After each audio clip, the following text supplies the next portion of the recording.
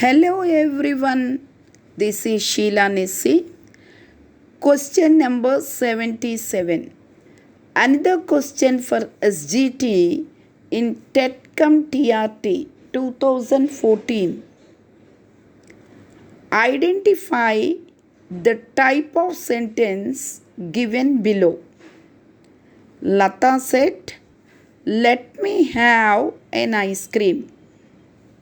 లత చెప్పింది, నాకు ice cream ఇవ్వండి. Here 4 options are there. నాకు ఐస్ క్రీమ్ ఇవ్వండి అనేది ఏ వాక్యము మనము ఐడెంటిఫై చేయాలి. Which type of sentence is it?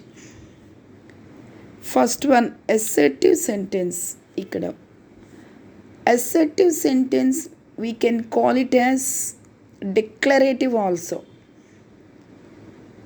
సాధారణ వాక్యము అంటే assertive sentence expresses statement of fact. ఒక ఫ్యాక్ట్ని తెలియపరిచే వాక్యాన్ని assertive sentence అంటాము. రాముడు మంచి బాలుడు. Sun rises in the east. సూర్యుడు తూర్పున ఉదయించును. ఇట్లాంటి వాక్యాలని అసర్టివ్ సెంటెన్స్, సాధారణ వాక్యము, and we can call it as statement of fact.